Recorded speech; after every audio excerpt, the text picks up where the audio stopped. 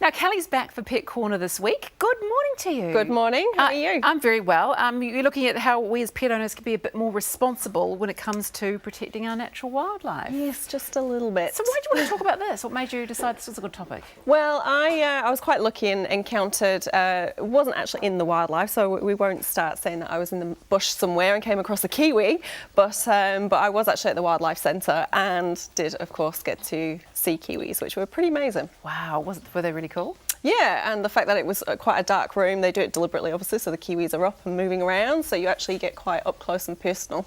And that made you think, I don't want my dog dragging in one of those things. Yeah, pretty much. Yeah, well, I don't think anybody would. There's been lots of talk, obviously. I think I was listening to Talkback the other day, and this was a subject that came up about pets attacking and killing our native animals. So what can pet owners do to make sure that their pet isn't causing the issues? I think the first thing for a lot of owners is we get a little bit complacent and we kind of think, oh, you know, our cat's fine outside, they're not doing any form of hunting, mainly because if they're not bringing something home, we believe that they're definitely not doing that behaviour. And certainly for our dogs, again, if they're quite well trained, we get a bit complacent that they probably wouldn't, you know, go and grab hold of a bird or something that they come across. So really it's, I think just being a bit realistic about what you're going to get from your pet.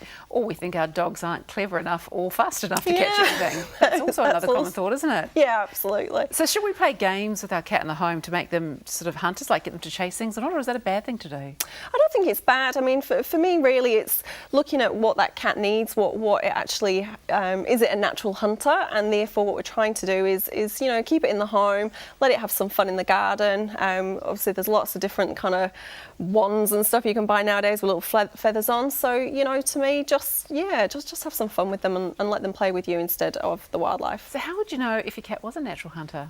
I thought all cats are natural hunters. Oh, I mean, there are some, you know, lazy ones out there, but, you know, quite a high proportion we know do go out and hunt. Some of them will bring you presents home, which most owners definitely don't want. And but as I say, for some, we don't even know they're doing it. But there were some studies done. I can't quite remember now who it was done by, but it was down in Dunedin, and they did find that, yes, you know, cats were actually catching things about 5 times a day. Oh, just not bringing them home. Yeah, because that's the thing, you need to find out if you step in that half-eaten thing on your kitchen floor. So what about our dogs? Can we train our dogs not to chase wildlife? Yeah, I mean, look, every dog's different. It's looking at kind of what drives that animal as well. I think if you've got a dog who's got poor recall, so, you know, they're not coming back to you anyway, whether there's wildlife around or not, then the reality is you need to train them on that first, or keep them on the leash if there's wildlife around. And yeah, again, just, you know, don't get complacent, be realistic. If there is something there on the beach or in the bush, put your dog on a lead, stick to the rules, because there's lots of people out there who are not, which is a shame. It's very annoying.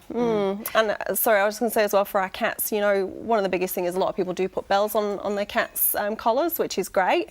And again, it can help as a deterrent, but some of them can be a little bit quick to either lose their collar or the bells don't really make much difference anyway, and they can still catch. It's remarkable, as you're saying about with owners, because a lot of it comes down to how we are with our pets, doesn't it? How often I've seen signs saying, I think there's dotterels nesting on the beach, because they go right on the beach to the nest, and yet people are letting their dogs run around these areas.